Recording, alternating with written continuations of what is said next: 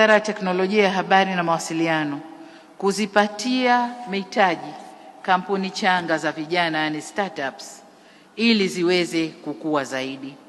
Amesema waziri, tumeanza na bilioni 5 kwa mwaka huu, lakini tutaendelea kutenga fedha ili startups ziweze kukua.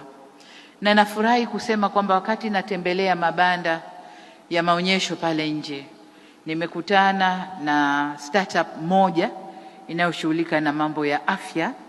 Ni vijana ambao wamejitoa katika kufanya ubunifu, kutengeneza mfumo wa kuscreen au kuchunguza kansa ndani ya mwili wa mtu, na wameanza kwa kansa za wanawake kwa sababu ndio tatizo kubwa, kansa za uzazi, na wamesema wanapoendelea wanakwenda kwenye maeneo mengine, na nadhani watajielekeza kwenye tezi dume kwa sababu hizo nazo sasa ziko katika kiwango kikubwa. Kwa hiyo nikupe moyo na nikuhamasishe waziri kuwapatia vijana hawa mtaji ili waweze kutoka hatua moja na kwenda hatua nyingine kama walivyojipanga.